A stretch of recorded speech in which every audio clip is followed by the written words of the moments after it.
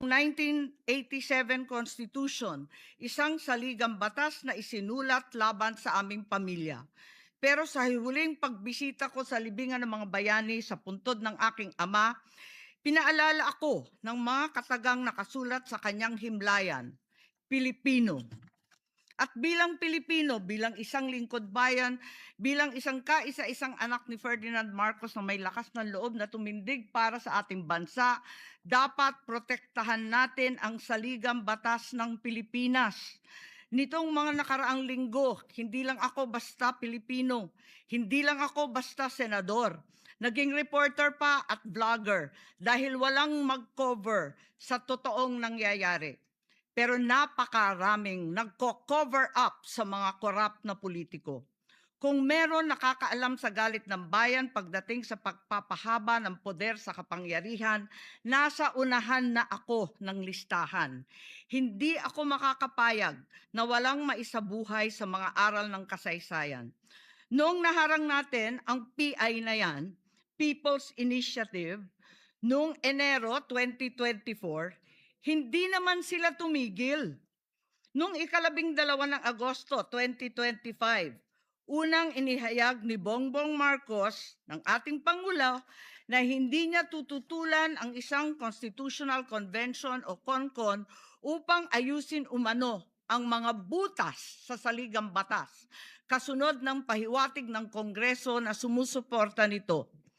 Pagsapit ng Nobyembre, nung nakaraang taon din, naghain na si Congressman Ronaldo Puno at mga miyembro ng NUP, National Unity Party, ng House Bill 5870, naglalayong magpatawag ng Constitutional Convention upang magmungkahi ng mga amyenda sa konstitusyon. Noong ika-30 ng Enero 2026, nagpahayag naman si dating Senate President Soto ng suporta sa pagtalakay ng mga amyenda sa konstitusyon matapos ang desisyon ng Korte Suprema kaugnay ng impeachment laban kay VP Sara Duterte. Agad itong ikinatuwa ng tropang NUP na nagsabing mahalaga ang kooperasyon ng Senado upang maisulong ang mga reforma sa saligang batas. Gayunpaman, noong ika-31 ng Enero 2026, sumagot ang Malacanang, hindi raw prioridad ang charter change o CHA-CHA dahil nakatutok umano ang Pangulo sa mga isyong pang-ekonomiya. Isang pahayag na inilabas matapos magpahayag ng suporta si SP Soto noon sa pag-amyenda ng konstitusyon. Sa gitna ng debateng ito, naghain noong ika-7 ng Pebrero 2026 yung dating ARTA, Rabindranath Kilala, ng isang radikal na panukala, buwagin ang Senado, pati na rin ang Kongreso at lahat ng lokal na sanggunian, paltan ng isang National Legislative Assembly, maari umano makatipid ng hanggang 1 trilyong taon-taon. Nung nakaraang buwan, formal din hinikayat ni Congressman Puno at ng NUP ang liderato ng Kamara na simulan ng pakikipag-usap sa Senado hinggil sa charter change sa pamamagitan ng Constitutional Convention. Ginamit pa nila ang pagiging bukas ni SP Soto sa constitutional amendments bilang oportunidad para sa koordinasyon ng dalawang kapulungan. Sa huli, noong ika-14 ng Mayo 2026, mariing itinanggi ng Malacanang ang akusasyon ni Senate President Alan Peter Cayetano na sinusubukan ng palasyo pahinain ang Senado. Binigyan diin ng palasyo na hindi pinag-uusapan ng CHA-CHA at inulit ang pananaw ng Pangulo na hindi ang pag-amyenda ng saligang batas ang sagot sa kasalukuyang problema ng bansa. Ngunit hindi ito ang nangyayari sa labas ng palasyo. Ang NOEL at term extension ay buhay na buhay sa mga patay na patay sa kapangyarihan. Pagkat sa kasalukuyang ika-20, ika-20 Kongreso, maraming panukalang naglalayong baguhin ang konstitusyon.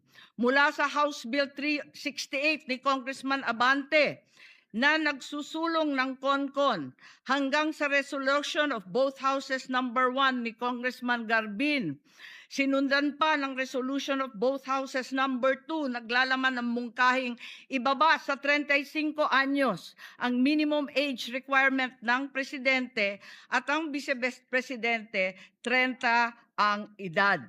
Bukod dito, Congressman Richard Gomez naghain ng resolution number 3 upang amyendahan din ang Constitution. Meron pang resolution number 4, nagmumungkahi gawing 3 taon na lamang, 3 magkakasunod na termino ang panunungkulan ng mga senador.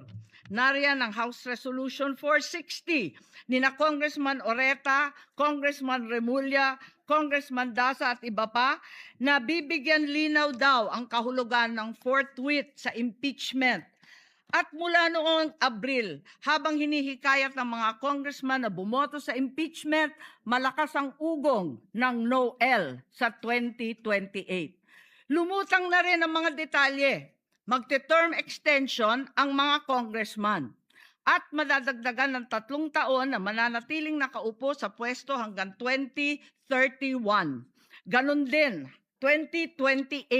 Ganon din ang mga senador, pati ang Pangulo, hanggang 2031 na raw. Kung may eleksyon man sa 2028, sa lokal na lang. Kaya, Visayas o Mindanao ka man, suportado ng iglesia o hindi, walang problema dahil walang eleksyon. Kaya ang tanong ngayon, ayaw ba talaga ng palasyo sa Chacha o kunwari lang? O talaga bang wala ng respeto sa Pangulo? Bukod kay Lito Banayo, napakarami kong sources patungkol sa mga meeting na naganap para sa isinusulong na Constituent Assembly o CONAS. Mga kalipunan ng mga politikong hindi nananalo sa mga matataas na posisyon, inaambisyon nila. Kung hindi kayang manalo sa boto, baguhin na lang ang konstitusyon. Noon pa man, hindi ako naging hadlang sa pagbabago. Kumpara lamang sa ekonomiya at ikagiginhawa ng buhay ng Pilipino. Pero magagaling ang mga buwaya. Tahimik na gumagapang upang malamon pati ang konstitusyon. Kung nagsisinungaling ang mga nagsumbong sa akin, kung sasabihin kasinungalingan ang sinabi ko ngayon at ang pinalabas, hinihikayat ko ang mga senador ngayon sa ating bulwagan. Ipangako natin sa taong bayan na may eleksyon sa 2028 mula sa presidential hanggang sa lokal. At Madam President, magiging masaya akong mapatunayan na mali ako dahil ibig sabihin nun mananalo ang tama.